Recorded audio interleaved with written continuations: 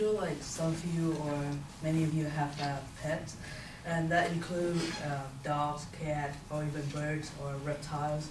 I'm sure you want to give your pet the best kind of food that is gonna be healthy and stuff.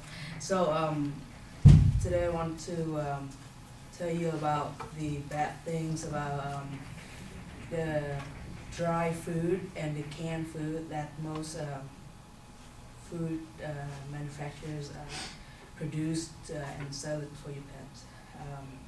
So the first thing I think is about the nutrition. For dogs, you know, the kibbles, the dry food, is not healthy at all. Like it, when you feed a dog, it has no mess or anything, but it actually has no nutrition inside the kibble. It went through a process of burning and cooking and make it so dry and so hard, and it burns out all the vitamins and everything already. So basically your pet doesn't get the nutrition that they actually need. And some people even say that the kibbles clean the dog's or the cat's teeth, and it actually doesn't. It actually dirty your pet's teeth, because it's when they chew it, it's so hard, so it's stick inside, like in between the tooth, and it's hard to get it out. The second, oh no, about the canned food, is not better than the kibble at all. Like people don't want to eat canned food because it is bad for your health, and it is a highly processed food. So basically, it's the same thing for a pet. It doesn't want to eat canned food. There's a lot of fat in it. There's a lot of salt, and it's pretty disgusting. It's slimy. It's greasy and stuff. It's pretty disgusting. Yeah. But the canned food, some of it is it has meat, it has potato, it has carrots in it, and those there's a chemical substance inside the canned food that keeps the carrot, the potato, and the meat stay in the same shape as it was new, but it's actually been a year or two already. It should be, you know, decayed or decomposing or already.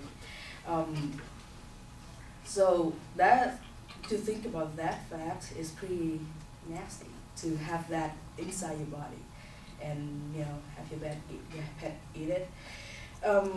So it is highly suggest that you should have your pet anytime to eat fresh food. Like by saying fresh, I'm saying like you have to cook it, just like humans' food. Many vets are trying to tell you that do not feed humans' food to the pets, especially dogs, because they're gonna upset their stomach and they're gonna have you know, diarrhea, vomits, and stuff. But it is actually not true. The pet itself vomit or, you know, have an upset stomach. It is because it needs more variety of food, because it changes so fast. So, you know, it just doesn't get used to it. But once it gets used to the fresh food, it can actually eat everything and never have an upset stomach again. Like I have my pet eat fresh food and it never have an upset stomach or anything happens to it. Like it is fine. And by the way, some people believe in the vet, saying that you should not give your pet humans food.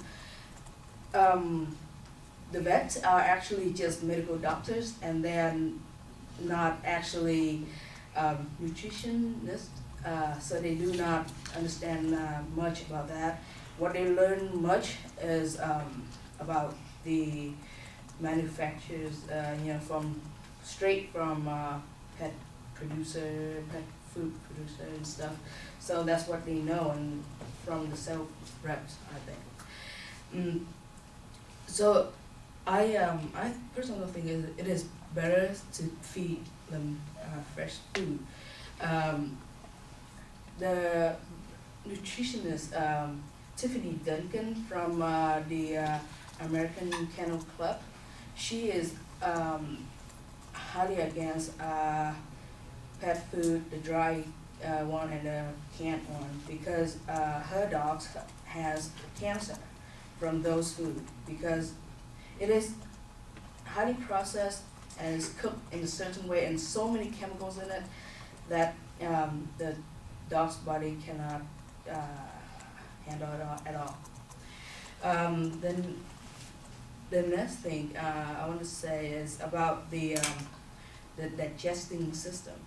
It's actually easier for the pet to digest fresh food. Of course, it is easier because the kibble is just so hard and dry, so it's hard for them. And the vets also say that it is better for the pet when they can digest it, quickly, and they have the clean stomach. That's why they have not too much pet waste and not so much odors in the waste. So in conclusion, I think that all kinds of pets should deserve to eat fresh food and not those kinds of dry or canned food that is very unhealthy for them.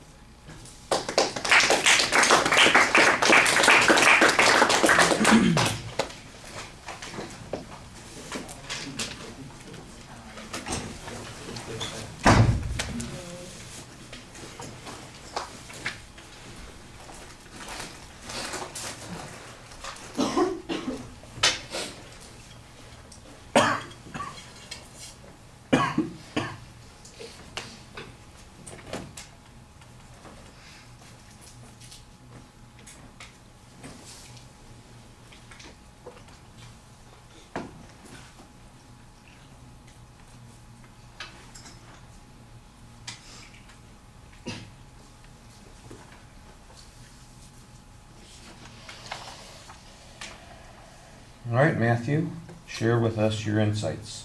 I thought it was a good speech. I liked it. I liked how you started off kind of reassuring all of our love for our pets and asking if we cared enough about them to feed them the right kind of food, and it pulled us all into it if you have pets. You started off by contrasting the differences between dry, canned, and fresh food. I was kind of confused if you're condoning the use of the canned foods, because you're saying the chemical they used kept it fresh, but I wasn't sure if you were saying the chemical was bad or what. I really liked that you didn't use any note cards. Kind of went up there, everything in mind, and I think it made for a more smooth presentation. You're constantly talking and coming up with material that you prepared without stumbling too much. Good eye contact, and you talked to us kind of like it was conversation. And then at the end, you had a good conclusion with wrapping everything up and saying we should care enough about our pets to give them fresh food. Okay. I like the unifying claim at the beginning. I thought that that's a good way to try and pull people in. I still think it could be a little bit more interesting. Your general point is stated that there's a problem with the food that we're giving to our pets, and I think that this is a good creative idea for a topic, and it could be developed very well. I didn't think it was developed very well here. I thought that I got a lot of assertions and not much evidence on it. For instance, at one point you claim that the vitamins are burned out of the dry food, and I'm going, okay, and who says this? What makes you think this is true? If I look at the side of the packaging, which is labeled, it indicates a certain nutritional content for the food. You're saying that's a lie. Okay, so what's your proof that that is not true? I don't have any information that says that that's not true. That's just all your claim. you make an argument about the teeth cleaning process. Well, to begin with, I think it's an assumption that the dry food is supposed to be beneficial to the teeth in some way, shape, or form. If that's a recommendation that somebody has been making, and apparently that's a recommendation that some vets are making, and you apparently have a big objection to the advice that veterinarians are giving to their customers and the owners and their animals, you need to maybe establish that is one of those things that people are encouraged to do, and then show us that it's not true. You just say it's not true. I don't, and you describe something. You know what? Anytime an animal eats anything, it gets caught in their teeth. So why is it that fresh food doesn't get caught in their teeth? I don't know. Why does dry food get caught in their teeth more, or canned food get caught in their teeth more? I don't know. I just know that the stuff that gets caught in some of the dog's teeth, I don't even want to discuss. It's not this, it's not completely appropriate. It's awful. And then your criticism of the canned food is very generic also. There's no information about its nutritional content. There's no information that shows that dogs who consume one type of food over another have greater or lesser longevity, suffer more digestive problems. I didn't hear any information about that. The only information I heard is, well, I feed my dog fresh food and they have no digestive problem whatsoever.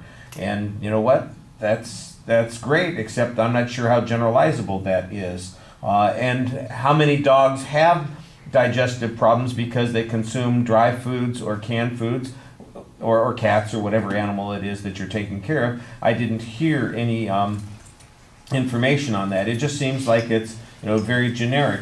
And then toward the end, you're telling us that the vets that we shouldn't listen to the vets. You kind of attack their credibility. They don't know what the hell they're talking about. They're just doctors. They're not nutritionists. And then just a minute after that, you're telling us, well, on the other hand, they do suggest that this is good, and So I'm a little inconsistent here on who it is I'm supposed to believe. Am I supposed to believe you or a veterinarian? If I'm supposed to believe you, why is your credibility more useful than that of a medical professional, even though they're not a dietitian? You are neither of those things, and you're asking me to believe these kinds of things. So I thought that was a little bit problematic.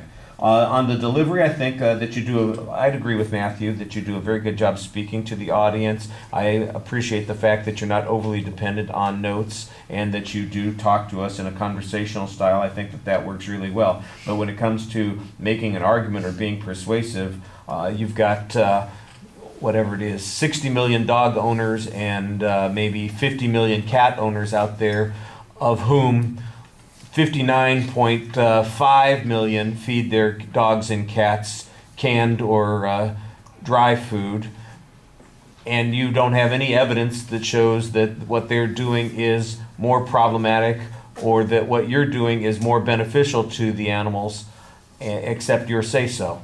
And it would be like my saying, well, I don't think that you should let your dog sleep on the floor because there's dirt on the floor and that's unhealthy. They should sleep in the bed. By the way, sleeping in the bed is bad too. You've got more germs on you than most of your floor does. My poor dogs are going to get sick because they lick me all the time. That kind of thing. All right. Thank you.